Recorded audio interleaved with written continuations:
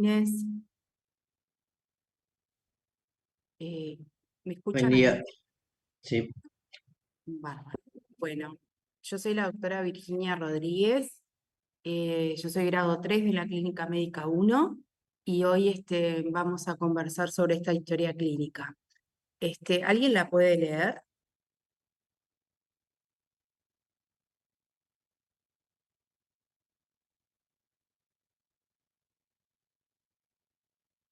Vamos chicos, que ya arrancó la mañana. ¿Alguien la puede leer? La idea es que sea interactiva esto. Yo la leo si ¿Alguien querés. puede leer la historia? Sí, la leo. Sexo masculino, 73 años, jubilado, antecedentes personales, ex tabaquista, en abstinencia hace 5 años, bronquítico crónico, IPI, que no sé qué es, 25. Índice Paquier. Ah, el IPA. Hipertensión arterial en tratamiento con ARA2. Consulta en emergencia por disnea de esfuerzo de una semana de evolución progresiva que se hace a reposo, no de cuito ni paroxística nocturna, dolor de tipo puntada de lado en el mitoras derecho. No tos ni expectoración, sensación febril que no constata. No sudoración nocturna, tos escasa, no expectoración. Refiere a adelgazamiento de 15 kilos en el último mes, astenia e inamia. El examen físico está lúcido, regular estado general, adelgazado, saturando en vea 94% y en piel y mucosas neumocoriadas. En el linfoganglionar no se palpan adenopatías, cardiovascular, ritmo regular de 80, sin soplo, no incurgitación yugular y no reflujo hepato yugular, escasos edemas de miembros inferiores bilaterales y simétricos que dejan godet hasta rodilla. Pleuropulmonar, MAP avalido en inhibitoras derecho, materias a la percusión y, bueno, Perdón, y ahí. BB, no me acuerdo, disminuidas hasta 2/3 de inhibitoras derecho. El abdomen asimétrico a expensas de mediana supraumbilical, globuloso, no doloroso a la palpación y no se palpan gliceromegalias. Y bueno, ahí van Bien. las preguntas. La mediana es porque el paciente estaba colecistectomizado, que me olvidé de ponerlo en los datos clínicos, en los antecedentes. Bueno, entendieron un poquito, muchas gracias por leer la historia. ¿Entendieron un poco la historia? ¿Tienen alguna duda de la redacción?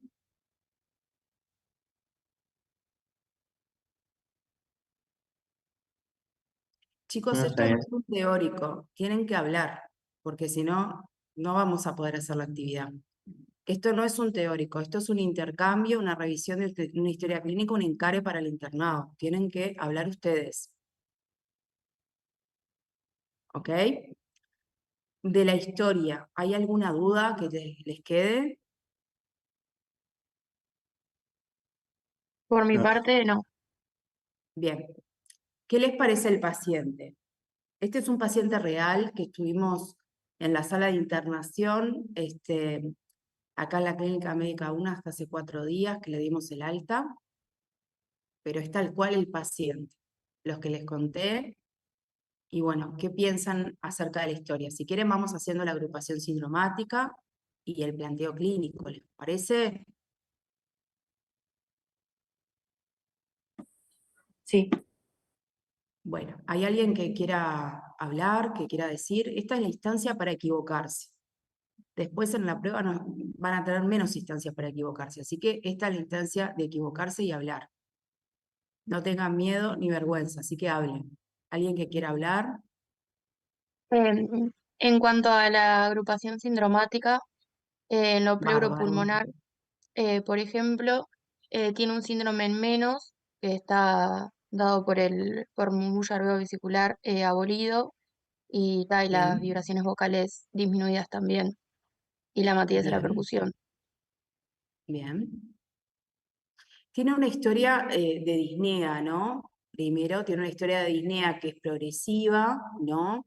Que parece al esfuerzo, nos aleja bien que no es una disnea cardiovascular, porque no es una disnea de decúbito, no es una disnea paroxística nocturna.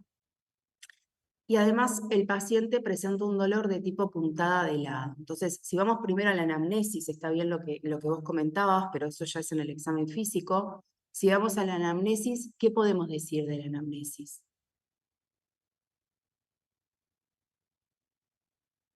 Yo tengo una disnea de origen respiratorio y esa puntada al lado que nos orienta a hablar. Un dolor pleurítico. ¿Nos orienta a qué, perdón? A un dolor pleurítico. Bien, perfecto. O sea que tiene una disnea de esfuerzo, ¿sí? Que es clara, que podemos decir que nos aleja, por lo menos en primera instancia, la causa cardiovascular, porque no se acompaña de disnea de decúbito ni disnea paroxística nocturna. Y como él dijo el compañero, tiene un dolor de tipo puntada de lado, ¿sí? El dolor de tipo puntada de lado es un dolor característico.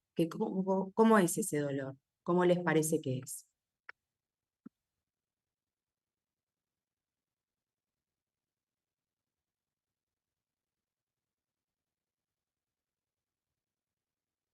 El dolor de tipo puntada de lado es un dolor que característicamente aumenta con la tos y con la respiración profunda. Este paciente tenía esas características, el dolor.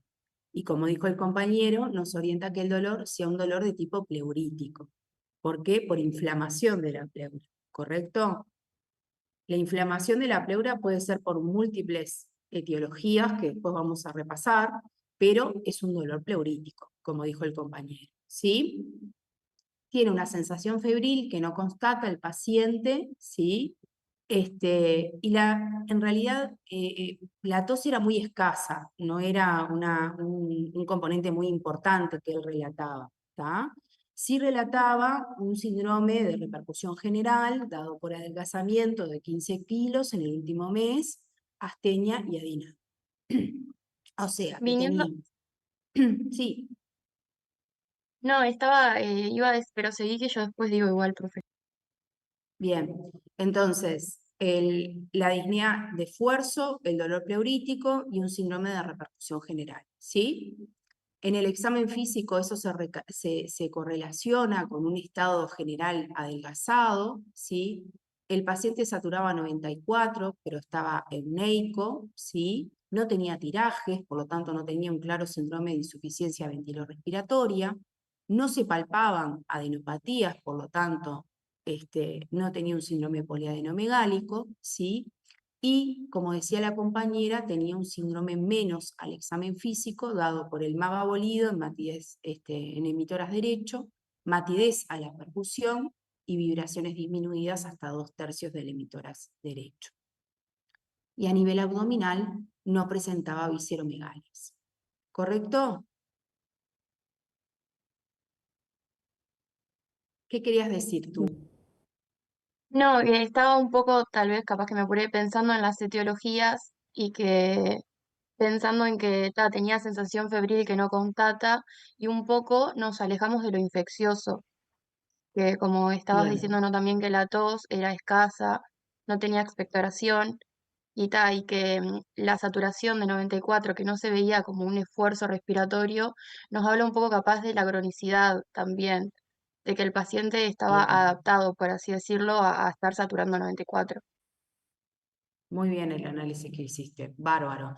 La sensación febril, ojo, porque en realidad no constatemos la fiebre ahora, porque no viste que dice que el paciente en realidad no estaba febril al examen físico, no nos aleja mucha cosa. Es cierto que nos apoya lo que vos decís, que el paciente no tenía un síndrome canalicular productivo, ¿no? No tenía una tos con expectoración purulenta para pensar que esta etiología sea infecciosa, ¿no? Tampoco tenía un síndrome toxibacilar, ojos hundidos, fiebre alta, sudoración nocturna, pero bueno, son etiologías que uno igual tiene que plantear en un encare, ¿sí? O en un examen, ¿sí? Nosotros tenemos que fundamentar por la negativa o por la positiva. Como dijiste tú, nos aleja, pero no las descartamos, ¿ok? Entonces, si nosotros tendríamos que pensar en un planteo clínico de este paciente, dada la agrupación sindromática. ¿Qué podríamos decir? ¿Qué tiene el paciente?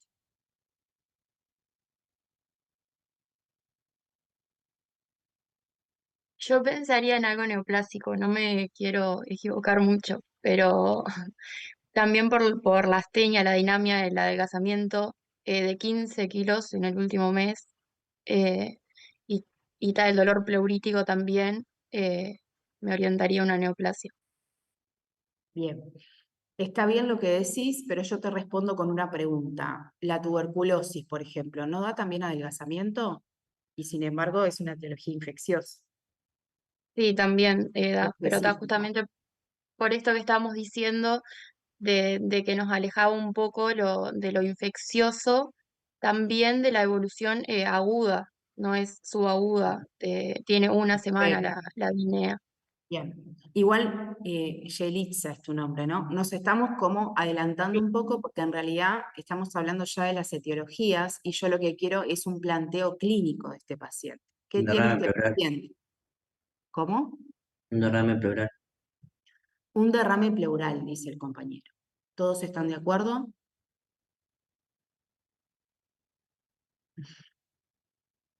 En Sí. realidad, el paciente tiene un síndrome de sustitución, ¿no? El síndrome de sustitución puede ser por masa, puede ser por atelectasia o puede ser por derrame pleural. Va a ser Sí. seguramente lo que nosotros pidamos a continuación, la imagen, lo que probablemente nos disierna, ¿tá? Pero si yo tengo una masa o tengo una atelectasia, también puedo tener un síndrome menos suspendido, como tiene el paciente, ¿tá? Entonces, recuerden que no todo es encasillarse. Obviamente que la radiografía, esta es la radiografía real del paciente. Obviamente que la radiografía nos argumenta, nos da pila de información que, como decía el compañero, nos va a orientar a una etiología o a la otra, pero en realidad lo que tiene el síndrome menos, perdón, el síndrome menos suspendido habla de atelectasia, habla de un síndrome de sustitución. Puede ser atelectasia, neoplasia, o sea, masa pulmonar, o derrame pleural. ¿Correcto? Bien, que junto, como decía la compañera, muy bien, que analizó la evolución, ¿no? Lo bien tolerado que está, ¿sí? La disnea de esfuerzo que acompaña el cuadro. Vieron que en la anamnesis no surgió elementos de síndrome mediastinal, tampoco episodios rojos. Como decía bien la compañera, parecería alejarnos el cuadro infeccioso, porque si bien el señor presentó sensación febril, nunca se constató, no tenía tos y expectoración purulenta, no tendría un síndrome canalicular, ¿sí? Y bueno, y al examen físico tenía una repercusión general que se documentó porque el paciente estaba adelgazado, ¿sí? Tenía pérdida de masa muscular y, y del pliegue calórico, y además tenía un síndrome menos suspendido, ¿sí? ¿Qué pasa? Hay un dato muy importante de la anamnesis, Es como un dijo uno de los extravaquista, ¿no? compañeros, también el antecedente que es un extabaquista. Como dijo uno de los compañeros, tenía un dolor de tipo pleurítico.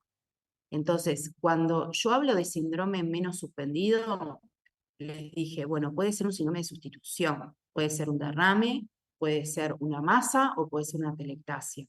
Pero cuando ya me dice que el paciente tiene un dolor de tipo pleurítico, que es un dolor característicamente que aumenta con la tos y la respiración profunda, ese dolor, como decía el compañero, traduce no una masa o una atelectasia, traduce un componente inflamatorio de la pleura. Y eso puede ser por líquido. Por eso me orienta más a que sea un derrame pleural.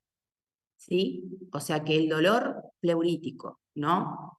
La disnea, el síndrome menos suspendido, me habla o me está haciendo pensar que yo voy a encontrar hallazgos compatibles con un derrame pleural. ¿Correcto? Después, todo lo que nosotros usamos, como decía la compañera, para analizar, me podrá apoyar la etiología de ese derrame pleural. Que esté sin fiebre, que esté sin tos y expectoración purulenta, que se acompañe de adelgazamiento. Bueno, ahí empiezo a pensar en las etiologías del derrame pleural.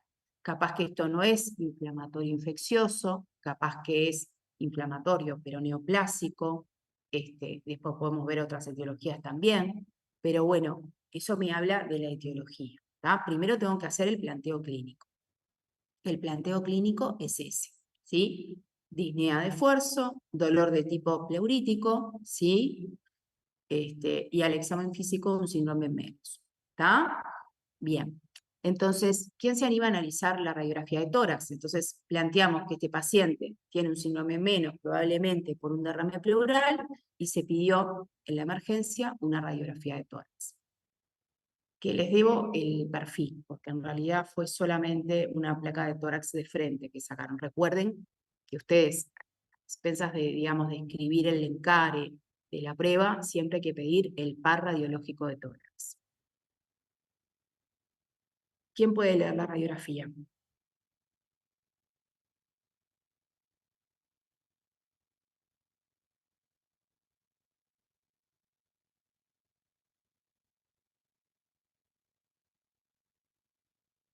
Tiene una opacidad homogénea Sí, en emisoras sí, derecho, en vidrio ilustrado sí, con ascenso axilar, perfecto. ¿Y que nos eso qué habla de que te es un derrame sella? pleural en cavidad libre. Muy bien, excelente. Bien. Entonces, es una opacidad en virus virilado, como dijo el compañero. Vemos esa densidad que no vemos componente aéreo, no vemos trama, ¿sí? Y borra completamente el fondo de saco. Y como decía el compañero, ven que, no las puedo señalar, pero ven que tiene como una imagen que asciende a la axila, ¿sí? Por lo tanto, ese derrame probablemente tenga, si nosotros percutimos a nivel de la columna, una curva de Amazon, ¿sí? Lo cual nos habla del componente inflamatorio y nos habla de que este paciente probablemente tenía el dolor pleurítico relacionado con eso, ¿sí? No vemos en la imagen, eh, por ejemplo, desviación de la vía aérea hacia ese lado. Recuerden que en las atelectasias los hemitórax pueden estar diferentes, más chicos seguramente del pulmón que tenga la atelectasia, y seguramente por tiramiento del ilio la vía aérea está desviada hacia ese lado. En el derrame pleural no pasa eso. Hay líquido, la vía aérea no está comprometida, por lo tanto vemos que la vía aérea está correctamente centrada. ¿Sí? Les digo como una diferencia en la radiografía que se puede presentar. Entonces, decimos que este paciente tiene entonces una imagen que es compatible con un derrame pleural. Se complementa la valoración con la analítica humoral. Ahí tienen una hemoglobina con una hemoglobina levemente descendida, normo, ¿sí? Tenía 3.200 blancos, a predominio de neutrófilos, plaquetas normales, una PCR de 44 en rango medio, una función renal normal, no tenía disonías y un funcionalismo hepático sin alteraciones. ¿Sí? ¿Algún análisis con respecto a la paraclínica? Los glóbulos blancos normales, por ejemplo, ¿nos podrían Sí, apoyar el planteo que decía la compañera de que nos alejara lo infeccioso?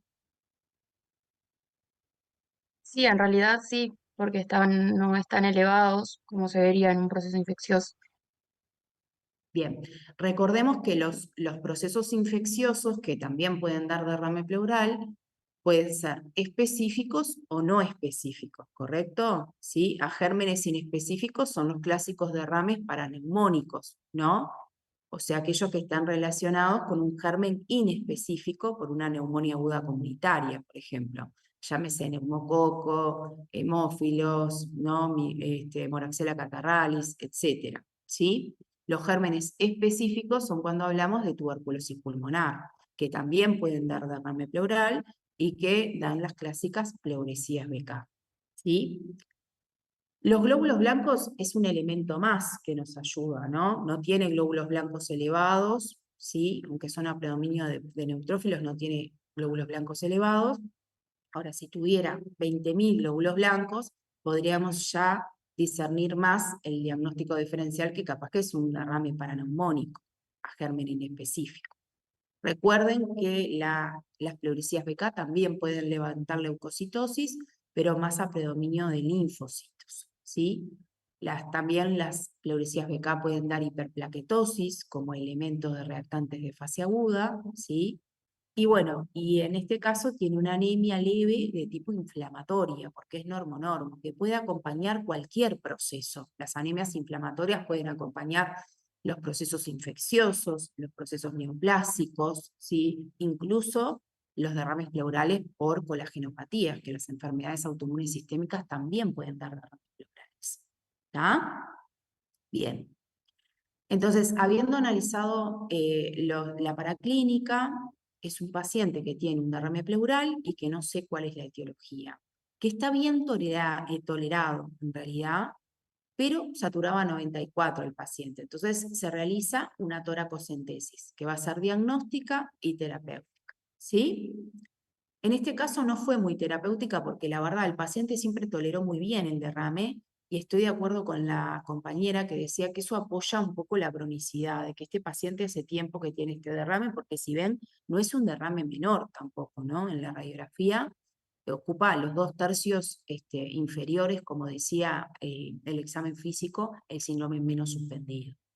O sea que es un derrame de entidad por lo menos moderada, ¿sí? Que en este momento está bien tolerado, porque el paciente no tiene una insuficiencia respiratoria. Entonces tenemos un derrame pleural en cavidad libre, como decía el compañero, que en este momento está bien tolerado. Pero se hace una toracocentesis, ¿sí? Todo derrame, a menos que ustedes, chiquilines, piensen que sea en el contexto de una falla cardíaca, por ejemplo, en el contexto de un síndrome hidropígeno edematoso, por hiponcosis, por ejemplo, por un síndrome nefrótico, o por ejemplo, un derrame que sea en el contexto de una hepatopatía, uno tiende a funcionar el derrame. ¿Por qué? Porque uno tiene que saber la etiología.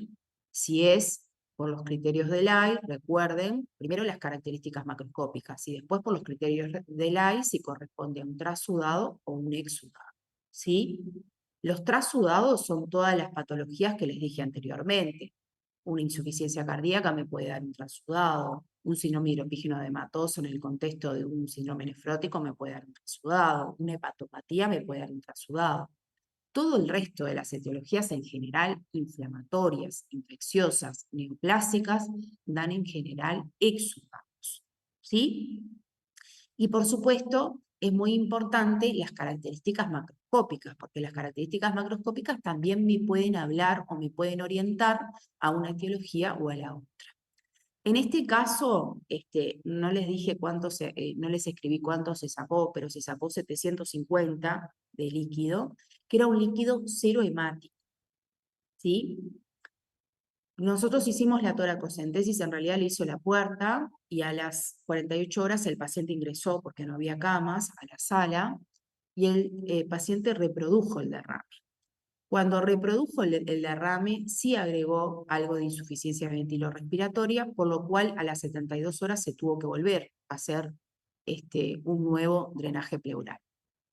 Y hablando un poco de las características entonces macroscópicas, ¿qué les parece o qué apreciación hacen de ese líquido cerohemático?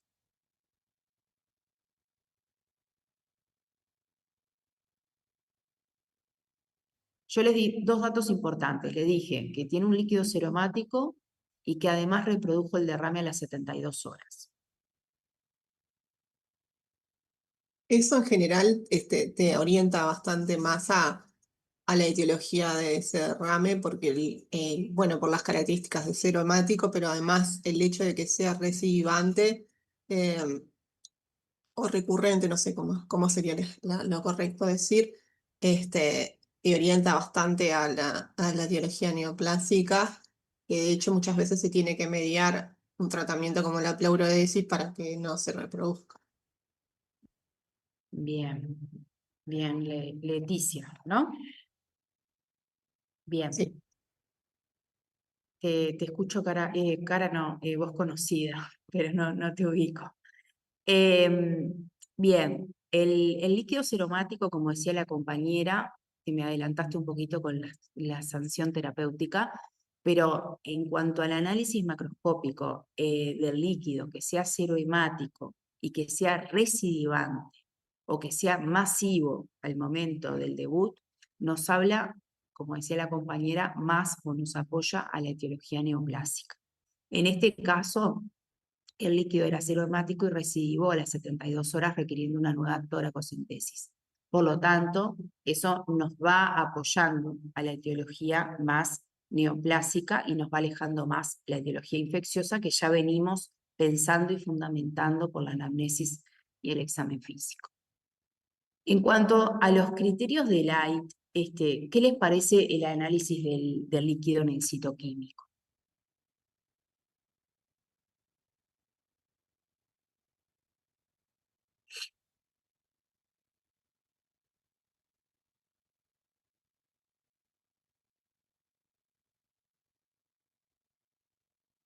¿Qué les parece las características del líquido?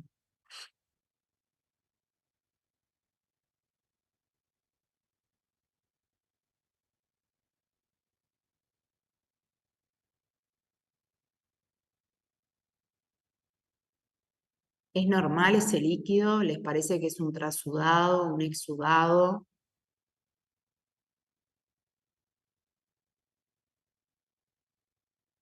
Vamos, anímense.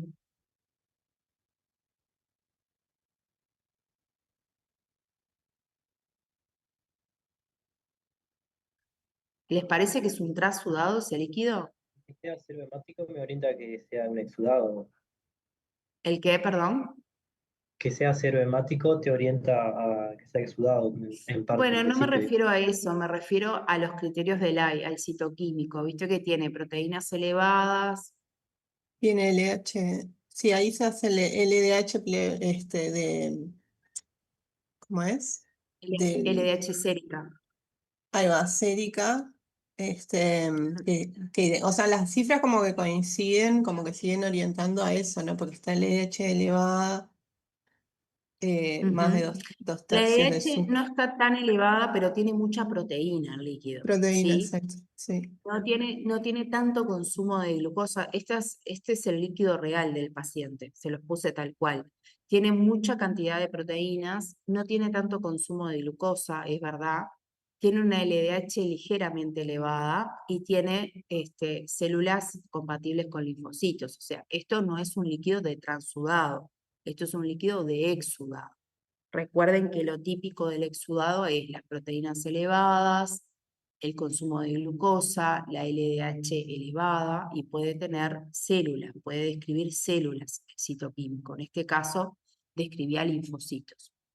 Si bien la cantidad de glucosa no está tan disminuida, es un líquido compatible con un exudado, ya por la elevada cantidad de proteínas que tiene. Tiene proteínas de 520.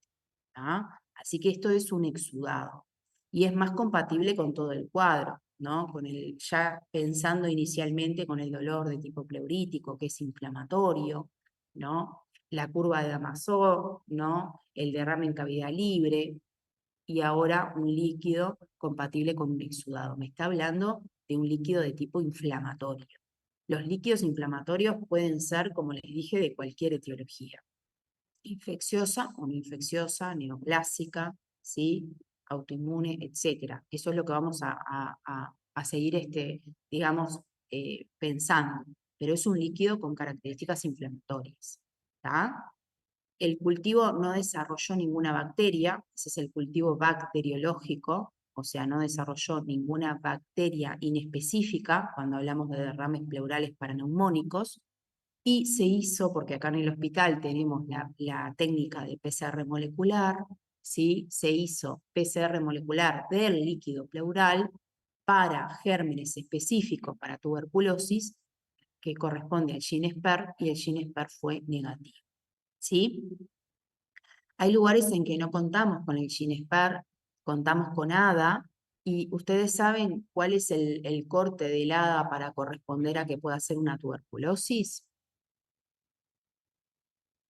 ¿Puede ser mayor a 50? Sí, entre 45 y 50. ¿Tá? nosotros acá, como tenemos PCR molecular, le hicimos directamente PCR molecular del líquido que fue negativo. O sea que hay dos etiologías ahí que ya se nos están alejando, ¿no? Los gérmenes inespecíficos para pensar en un derrame pleural paraneumónico y los gérmenes específicos de tuberculosis pulmonar para pensar en una pleuresía tuberculosa. Ahora bien, la anatomía patológica que se hizo con extensión citológica refirió que no había atipías, que no había células atípicas, pero había sí linfocitos, que era un poco lo que se había encontrado ya en el citoquímico. ¿Qué les parece? ¿A qué puede orientar eso?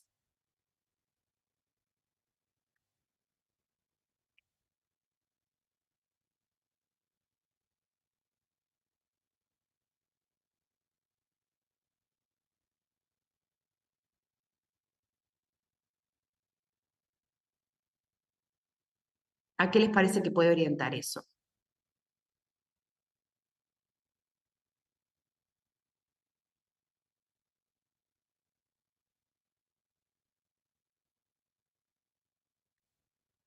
Que no tenga células atípicas. ¿Me aleja el diagnóstico de que esto pueda ser un derrame pleural neoplásico? No, porque puede ser paraneoplásico. Bueno, estamos hablando de lo mismo. La pregunta es, un derrame pleural que no muestra atipías en el citológico, ¿descarta de que sea neoplásico? No, En realidad no. O sea, puedo seguir sosteniendo que esto es un derrame pleural neoplásico, Y ¿tá? Aunque no muestre atipías, aunque no muestre malignidad. Y bueno, los linfocitos pueden orientar otras etiologías. ¿A qué pueden orientar? Además de que les dije que puede orientar a tuberculosis, pero ya tengo un Ginespar negativo del líquido. Al linfoma, por ejemplo. Perfecto. Los derrames pleurales pueden ser secundarios a neoplasias sólidas, como puede ser un CBP, un cáncer broncopulmonar, o un cáncer de mama, que también puede debutar con un derrame pleural, o pueden ser también el debut de enfermedades hemato-oncológicas, como los síndromes linfoproliferativos, como los linfomas. Entonces, en el líquido pleural puedo encontrar linfocitos. Después definirá el inmunofenotipo del líquido, si esto corresponde o no a una estirpe linfoide y pueda ser un linfoma o no. ¿Correcto? ¿Sí? Sí, O sea que por ahora voy orientándome a que la etiología puede ser neoplásica con fuerza, voy alejando lo inflamatorio infeccioso, ¿sí? Y dentro de las neoplasias tengo que ver si este derrame pleural es secundario a una neoplasia sólida o a una neoplasia de la estirpe linfoproliferativa. Perdón, ¿alguien quería hacer alguna pregunta? Sí, yo, en el líquido pleural también se hacen estudios de inmunohistoquímica ahí como buscando el tipo, ya Correcto. Sí, ah, sí, se le hace inmunofenotipo, se le puede hacer inmunofenotipo. El inmunofenotipo lo que te aporta es de qué tejido viene. Se le puede hacer inmunohistoquímica también del líquido y eso se hace en un citómetro en el laboratorio de hematología, ¿sí? Y ahí podés orientarte para no esperar los 20 días de la anatomía patológica, si es que lo biopsias, podés hacer inmunofenotipo, inmunohistoquímica del líquido para orientarte a si puede corresponder a un síndrome linfoproliferativo. Sí, correcto. o sea, ya en el líquido que le sacás, le pedís los marcadores. Exacto. No son marcadores, son técnicas de inmunohistoquímica, inmunofenotipo. ¿Tá? Bien, entonces en este paciente, como en realidad queríamos estudiar un poquito más la etiología de este derrame, se realizó una tomografía, ¿sí? Ya pensando en la etiología neoplásica, porque ya habíamos alejado, como les dije, la etiología infecciosa, entonces pensamos, bueno, vamos a ir en busca de la etiología neoplásica y solicitamos una tomografía de tórax, cuello, abdomen y pelvis con contraste, para ver si encontrábamos algún otro hallazgo. Como decía la compañera, este es un paciente, no es cualquier paciente, es un paciente exfumador. Por lo tanto, para pensar en las etiologías más de neoplasias sólidas, queríamos descartar concretamente un CBP, por lo tanto se pidió una tomografía en busca de encontrar o adenopatías, tanto para el linfoma como para un cáncer broncopulmonar, o la presencia de algún nódulo o una masa que nos estuviera como apoyando este planteo diagnóstico. ¿Correcto? Sí.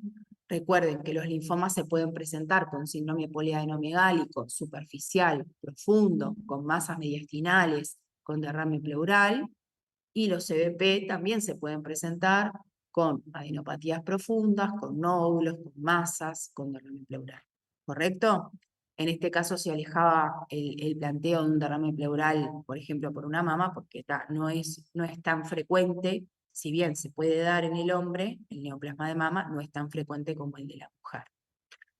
Bueno, y le hicimos una tomografía, acá en la tomografía vemos ya, en la flechita, vemos una opacidad, sí, con distintas densidades, porque suponemos que también ahí hay algo, no se ve muy bien, pero esta densidad que vemos acá es el remanente del parénquima que queda, es un área de atelectasia, y acá vemos una densidad más hipodensa que corresponde al líquido, y que es el derrame pleural, y como decía el compañero, asciende axila. ¿Sí? La tomografía confirmó el derrame pleural derecho de moderada entidad, tenía adenopatías laterotraqueales a derecha y sucarinales, pero no observaba masas a nivel del pulmón ni nódulos en los campos pulmonares. Tampoco tenía hepato y esplenomegalia, que si las hubiera tenido también nos puede apoyar el planteo de un síndrome linfoproliferativo. Recuerden que los síndromes linfoproliferativos también pueden debutar, además de, como les decía, con compromiso adenopático profundo, masas mediastinales, con visceromegalias a forma de hepato y espleno. En este caso no presentó. Pero en realidad no nos arrojó luz la tomografía, porque esperábamos encontrar algo más que nos pudiera poner en el diagnóstico etiológico de este paciente. Entonces la compañera habló algo de pedirle inmunofenotipo en el líquido. ¿Cómo hubieran seguido el estudio de este paciente?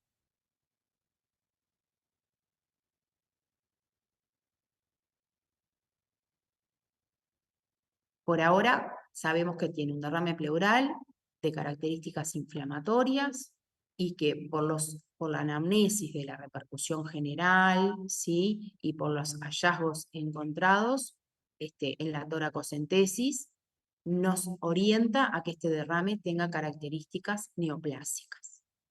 Pero sin embargo la tomografía no nos arrojó luz. ¿Cómo seguimos el estudio de este paciente?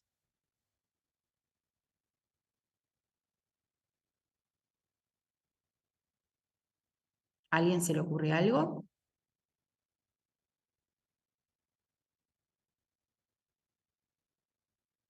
¿No se podrían estudiar las adenopatías? Por ejemplo, hacerles una biopsia o algo para ver por qué están inflamados esos Bien. ganglios. Bueno, vas por el camino, pero las adenopatías, viste, son subcarinales. Subcarinales quiere decir al lado de la carina, son chicas y es un lugar de difícil acceso. ¿Qué otra cosa se podría hacer pensando en lo que vos dijiste? Biopsia pleural. Bien, exacto, exacto. Nosotros a este paciente primero hicimos lo que comentó la compañera, hicimos un inmunofenotipo del líquido pleural y fue negativo para malignidad, para linfoproliferativo. Así que bueno, se habló con el equipo de cirugía de tórax y se hizo una videopleuroscopía, o sea, se hizo una ventana de la pleura y se biopsió. Se biopsió la pleura y se envió a anatomía patológica para el diagnóstico definitivo. O sea, que el diagnóstico definitivo será de resorte siempre anatomopatológico, ¿sí? Si este derrame pleural no tiene características inflamatorias infecciosas, entonces voy a tener que ir a la biopsia pleural para poder discernir de dónde es este líquido que se está generando, ¿sí? Que presumo pueda ser neoplásico. Este paciente se biopsió la semana pasada sin incidentes, pero todavía no tenemos los resultados de la biopsia. ¿Sí?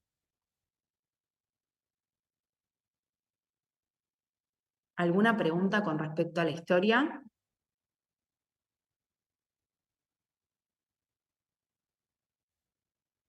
Vamos a repasar un poquito en vistas a que ustedes van a tener una prueba y que esta puede ser una de las cosas que les puedan preguntar.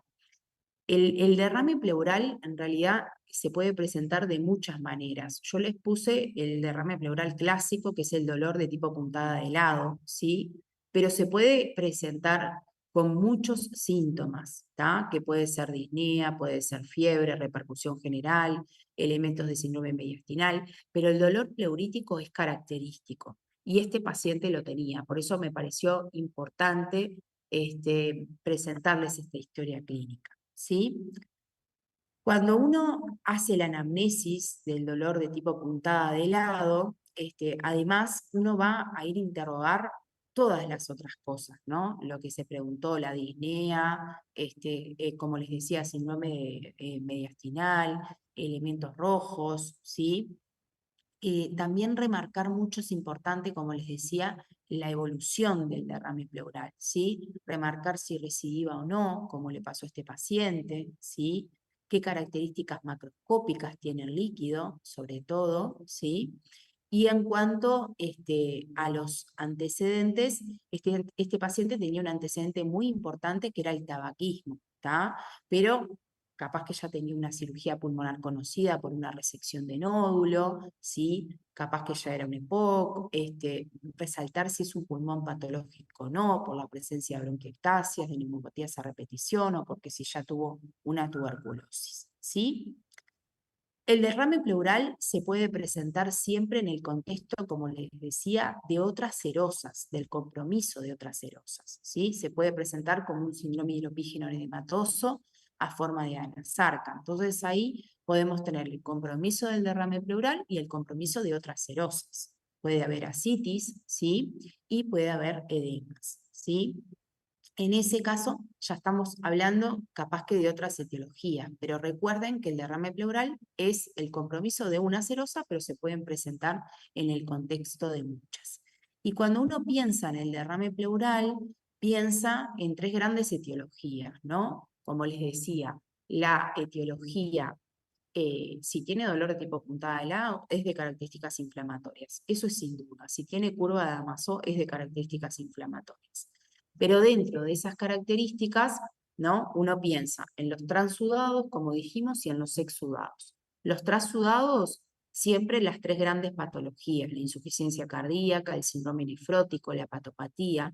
Cuando uno piensa en exudado, como en el caso de nuestro paciente, uno piensa en la etiología infecciosa, como dijimos, infecciosa específica o inespecífica, las etiologías neoplásicas, como planteamos en este paciente, y recuerden que también las colagenopatías pueden dar derrames pleurales exudativos, sobre todo la artritis reumatoidea y el lupus eritematoso sistémico, que son dos grandes entidades que les gustan mucho a las serosas, ¿sí? Y que pueden debutar con derrame pleural.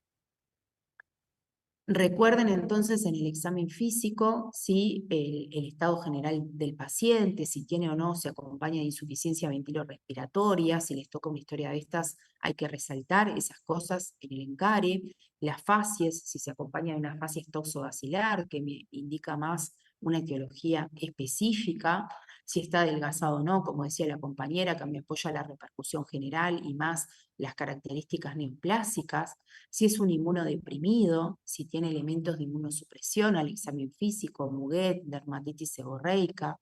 El poliadenomegálico es muy importante, si tiene un poliadenomegálico superficial, ¿sí? Puede acompañar, como les decía, tanto las patologías neoplásicas sólidas como las hemato-oncológicas, ¿sí?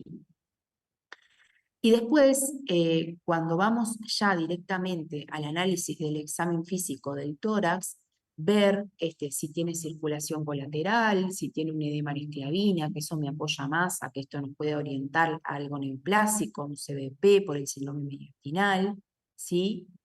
Y bueno, si tiene asimetrías, por supuesto, si tiene abombamientos, ¿sí? Las maniobras de expansibilidad y extensibilidad han perdido un poco desuso porque son muy subjetivas.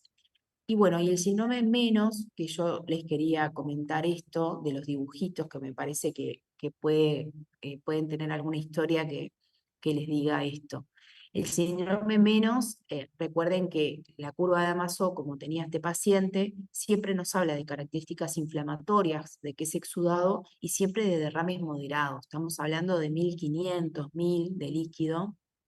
En él sacó 750, pero la primera vez a las 72 horas reprodujo y reprodujo más, ¿sí? Puede haber roce, puede haber soplo pleural y egofonía, que es la transmisión de la voz que se nota de manera muy clara porque el líquido es un buen transmisor. Entonces, cuando yo escucho y le digo al paciente diga 33, escucho perfecto la palabra 33. Eso es la egofonía, porque hay líquido entre la pleura y la cavidad torácica y puede transmitir la transmisión de la voz.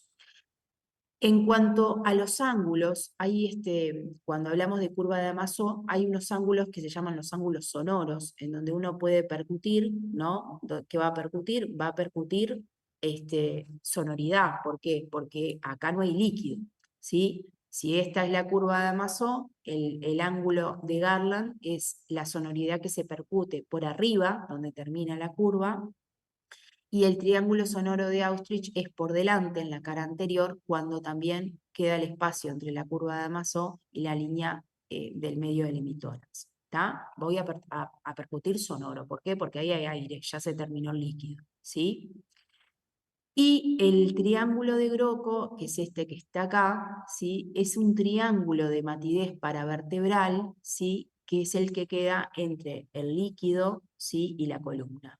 Eso es un triángulo que específicamente se habla en los encares y cuando uno va a auscultar la matidez de la columna y la curva de Damaso. Sepan que existen y cómo se llaman. Con el resto del examen físico es muy importante hacer muy semiológicamente y resaltar si tuvieran un examen, un encare de derrame pleural, que el paciente tenga visceromegalias o no, porque eso también acompaña y apoya lo neoplásico. Algunos conceptos que quería repasar con ustedes. El síndrome de menos, como les decía, corresponde a un síndrome de sustitución parenquimatosa que puede ser derrame, puede ser masa, puede ser atelectasia, y me olvidé de nombrarle la elevación del hemidiafragma. Hay pacientes que tienen patología muscular que pueden comprometer el hemidiafragma y pueden dar un síndrome de menos por elevación del mismo. ¿Qué características me orientan en el examen físico que corresponde a un derrame pleural? Y bueno, la topografía basal, la curva de Amazo, la matidez desplazable, o sea, pongo al paciente en una posición que lo percuto, ¿no? Y ahí está mate, y lo pongo en la otra posición, lo percuto y está sonoro, entonces eso se llama matidez desplazable. Y la matidez de columna, ¿sí? Que confirma también la imagen, se confirma por la imagenología después. La naturaleza, entonces, como les decía, en este caso, siempre que tenga curva de Amazo, que tenga ascenso axila, va a ser inflamatorio. La puntada de lado, como tenía nuestro paciente, es inflamatorio. Si hubiera tenido un roce en el examen físico, es inflamatorio. El soplo pleural es inflamatorio. La egofonía, hablan todos de la naturaleza inflamatoria. Como les dije, la naturaleza inflamatoria puede ser infecciosa, neoplásica o secundaria a enfermedades autoinmunes sistémicas. Lo que no es un trasudado. Ya la naturaleza inflamatoria me habla de exudado, ¿correcto? Bueno, por supuesto que después que esté libre o tabicado, ¿sí? En la placa se ve precioso, que ya se veía que estaba en cavidad libre, como dijo el compañero. La magnitud también es importante, ya que tengo una curva de Amazo, como decíamos, nos habla de que es un derrame de moderada entidad. La tolerancia, en este caso el paciente lo tenía bien tolerado, ¿sí? Pero sin embargo a las 72 horas reprodujo. Y la etiología, ¿no? La etiología es muy, muy importante, por eso siempre, como les si hay que hacer una paracentesis, ¿no? Y ahí tenemos los trasudados, que les dije todos que podían ser las etiologías, los tienen más abajo, y después los exudados, ¿sí? Los trasudados, como dijimos, síndrome nefrótico, hepatopatía, ¿sí? La siponcosis, y los exudados, todo el resto. Los infecciosos, específicos y no específicos, neoplásicos, colágeno, etc. ¿sí? La placa, entonces, la radiografía de tórax es fundamental para el inicio del estudio, ¿no? Además de la gasometría, por supuesto, si el paciente en este caso estaba bien tolerado el derrame, pero si el derrame hubiera estado mal tolerado, tendría que haberme valido de una gasometría para confirmar la insuficiencia ventilorespiratoria que nos habla de que el derrame pleural de este paciente está mal tolerado, ¿correcto? La radiografía, siempre recuerden que tiene que ser el par radiológico. Y dentro de la radiografía lo que voy a ver es lo que vimos en este paciente, ¿no? Una opacidad en vidrio esmerilado, que borra los fondos de saco costodiafragmáticos, que puede ascender o no axila, dependiendo si está en cavidad libre o no. Y siempre tengo que ver el parénquima, siempre, si se acompaña de nódulos, si hay presencia de alguna masa, si, por ejemplo, eroda alguna costilla, que puede hablarme de lesiones líticas, y que en ese caso ya me va apoyando la patología neoplásica, la etiología neoplásica, ¿sí? Eso es muy importante.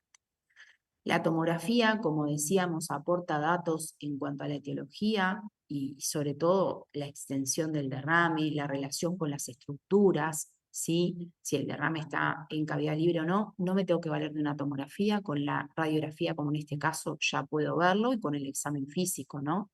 Pero la tomografía me va a valorar datos de extensión, de compromiso subyacente, de nódulos, de masas, de adenopatías, de visceromegalias, etcétera, ¿no? Bien, la toracocentesis siempre, y ahí defino si tiene criterios de exudado o de trasudado, pero siempre me importa las características macroscópicas, como hablamos. ¿Por qué? Porque si es claro, orienta más a la etiología del trasudado. Los líquidos lechosos pueden ser por quilotórax, pueden ser las presentaciones o los debuts de las enfermedades hemato-oncológicas, y también, por ejemplo, los derrames pleurales secundarios a la artritis reumatoidea pueden dar quilotórax también, ¿sí? Puede ser achocolatado, puede ser verde, puede ser distintas, digamos, características, pero recuerden siempre el hemorrágico, el recidivante, ¿sí? El masivo, que nos orienta a la patología neoplásica. El exudado son por los criterios de Lai, si recuerdan. Acá están en la tablita, los criterios del AI los pueden encontrar en cualquier lado. Recuerden que el exudado siempre va a tener aumento de proteínas, como tenía el paciente, aumento de la LDH, la relación LDH-plasma aumentada, y la glucosa va a depender. En general tienen consumo de glucosa, porque son líquidos inflamatorios, pero puede que no, y eso no descarta el diagnóstico, ¿sí? En este caso, asumimos que nuestro paciente tenía un líquido con características de exudado, aunque la glucosa no estaba consumida, porque tenía unas proteínas muy elevadas, ¿sí? Y si bien la LDH no era mayor de 200, igual asumimos que era un líquido con características inflamatorias, ¿sí? El empiema en realidad tiene todas estas características del citoquímico, ¿no? El líquido, la LDH, perdón, mayor de 1000, la relación alta, el pH bajo, la glucosa consumida, pero lo más importante cuando nosotros definimos un empiema es que cuando nosotros hacemos la toracocentesis vemos la salida de pus. Eso es igual a empiema. Y el empiema, y esto es un concepto muy importante porque la pueden embarrar en la prueba, no se diagnostica por imagenología. El empiema es igual a la presencia de pus en la toracocentesis, ¿sí? Y cuando yo analizo los criterios de Lai, tengo estas características, ¿sí? Pero es la presencia de pus. No se diagnostica por imagen. Por eso a veces cuando los imaginólogos nos informan, impresiona características de un empiema. No, no es característica de un empiema, porque el empiema es de diagnóstico clínico y eventualmente a través del citoquímico, pero no por imagenología. ¿Se entiende? Eso es un concepto muy importante. Entonces, cuando hablamos del citoquímico, hay todas estas cosas que uno puede analizar, ¿no? La glucosa, las proteínas, el ADA, como decíamos, hay lugares que no tienen biología molecular y tienen ADA. Recuerden que los cortes mayores de 45, 50, como decía la compañera, son sugestivos de tuberculosis. Los pH bajos también hablan más de características más infecciosas acerca del empiema, ¿sí? Los triglicéridos altos hablan más de los kilotórax. Son todas características que se pueden analizar en el citoquímico. ¿Sí? Bien. En cuanto a la citología, que un poco habíamos hablado, bueno, la citología del líquido pleural puede informar, como informaba linfocitos, neutrófilos, eosinofilia elevada, líquido hemorrágico. Eso habla de la celularidad del líquido, ¿sí? Si los neutrófilos están elevados, por ejemplo, habla más de los procesos exudativos agudos, como las neumonias, ¿sí? La presencia, obviamente, que tuviera, por ejemplo, polimorfos, eso habla más de los líquidos paraneumónicos.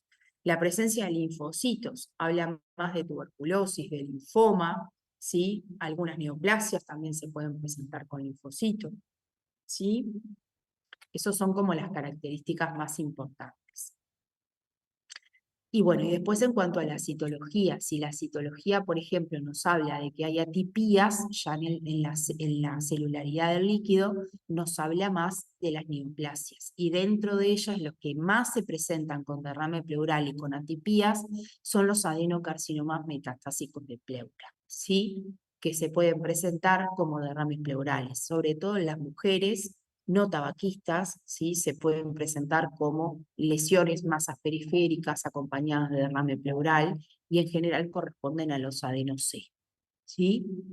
También en los casos de los mesoteliomas, por ejemplo, que son los tumores primarios de la pleura, a veces la citoscopía, perdón, la citoscopía no, la citología puede ser normal y no nos informa nada y por eso no nos digamos, aleja el diagnóstico.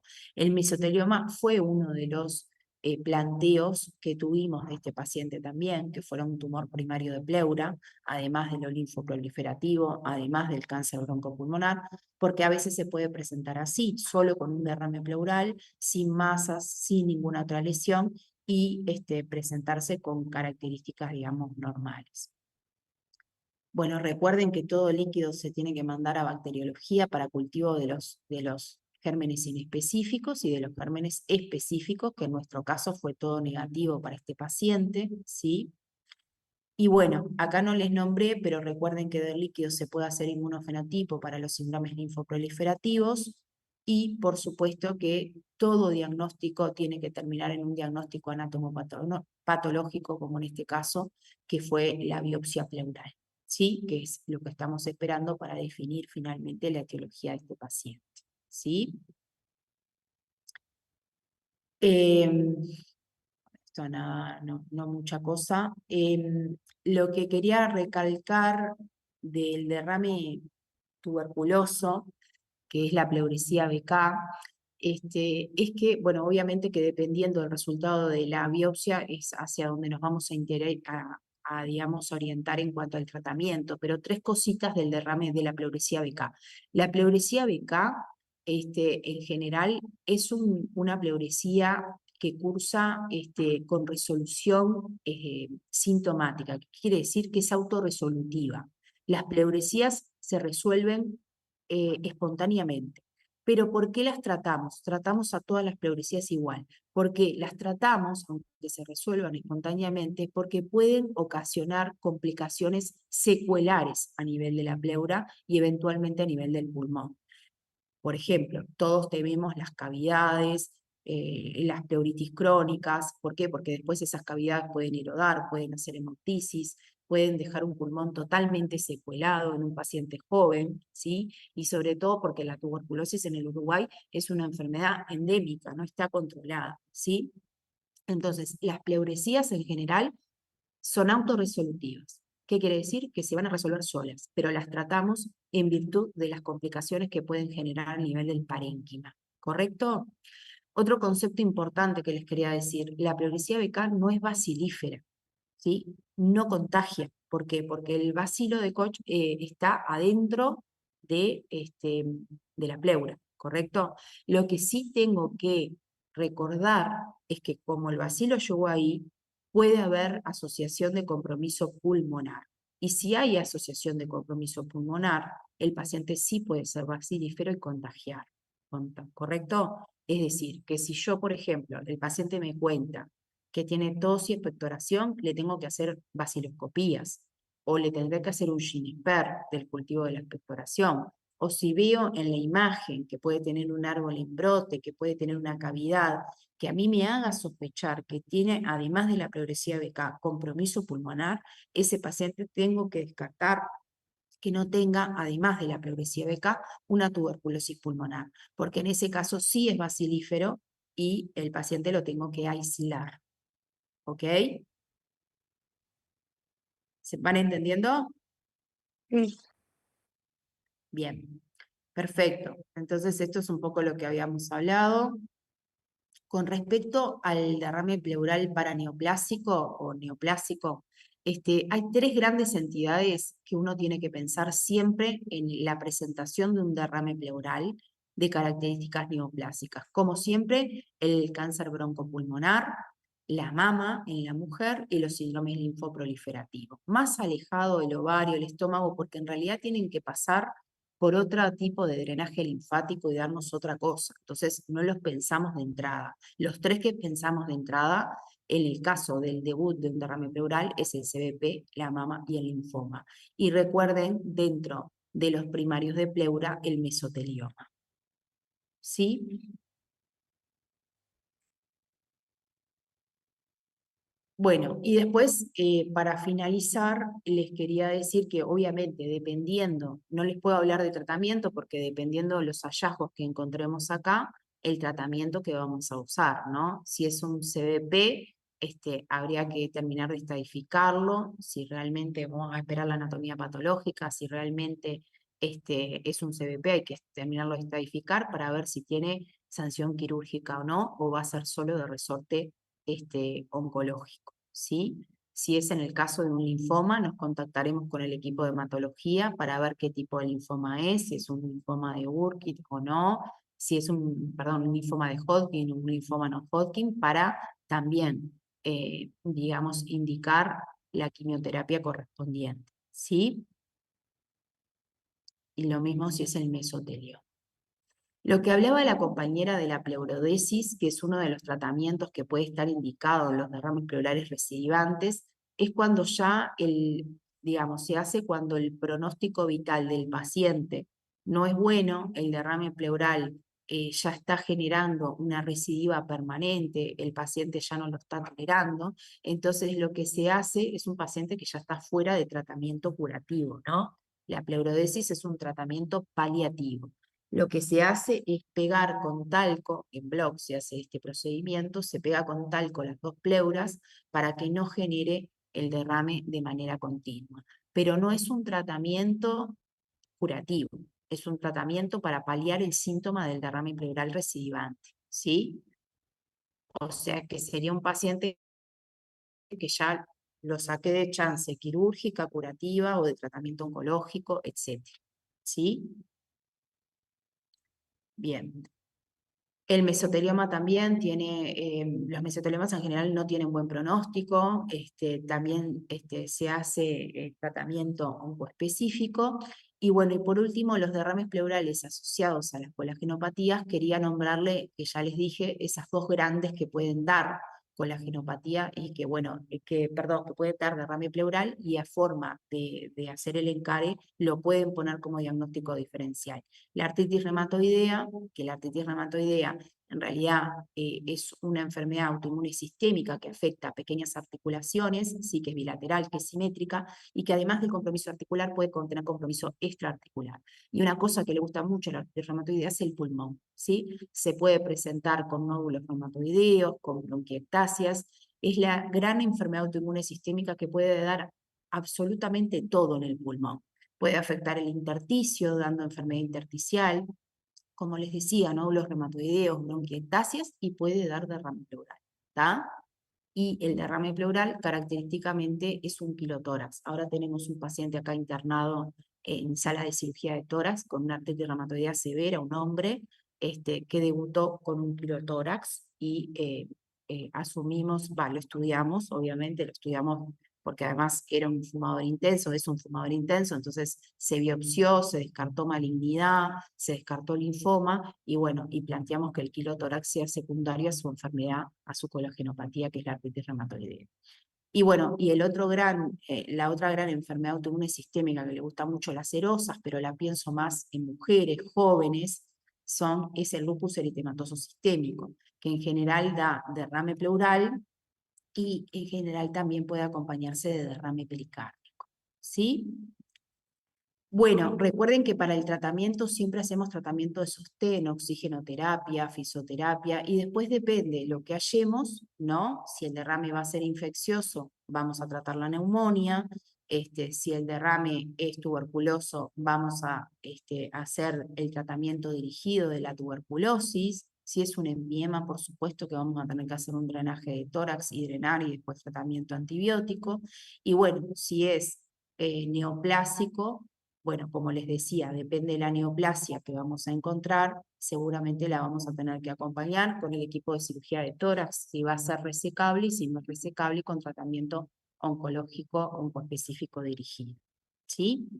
El pronóstico depende de la etiología. Por supuesto que si esto es un derrame pleural, si el de nuestro paciente es un derrame pleural secundario a una neoplasia sólida con un mesotelioma, no es un buen pronóstico, igual que cualquier CBP, porque en general son neoplasias que debutan cuando ya está muy avanzada la enfermedad, ¿sí?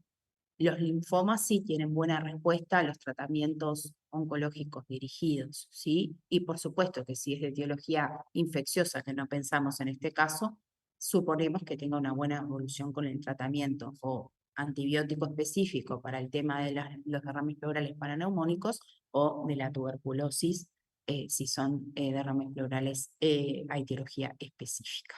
¿Está? Bueno, bien. ¿Alguna pregunta que quieran realizar? No sé si les quedó claro más o menos la historia.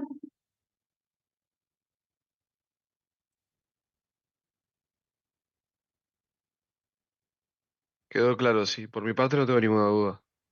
Todo bien. Bueno, bárbaro. ¿Ninguna pregunta? Después ya les contaré qué da el resultado de este paciente. Bueno, ¿nadie quiere hacer ninguna pregunta? ¿Todo bien? ¿Todo claro? Una cosa importante que no les dije, a veces los empiemas complejos llevan además del tubo de tórax, o sea, del drenaje, del tratamiento antibiótico dirigido, muchas veces requieren cirugía de decorticación en bloc y muchas veces también requieren trombolíticos. Los trombolíticos son la streptokinasa, lo mismo que se usa, los fibrinolíticos que se usan para romper el trombo en los infartos agudos de miocardio, también los tórax lo usan para disolver los empiemas, que son en realidad son en derrames pleurales de pus organizados. Entonces, la pleura se encarcela, son muy difíciles de evacuar, entonces además del drenaje, muchas veces van a bloc para decorticación y limpieza, y muchas veces ellos mismos, en el mismo drenaje, es un tratamiento local, se colocan fibrinolíticos para romper esos coágulos de fibrina que se forman y poder evacuar el empiema completamente. ¿Tá? Eso se trata en los empiemas complicados. Bueno, muy bien. Recuerden siempre que también el drenaje pleural es muy importante para muchas veces acompañar estos cuadros como tratamiento sintomático, ¿no? La toracocentesis diagnóstica y terapéutica. Bueno, muchas gracias, chicos. Si no tienen preguntas, me despido.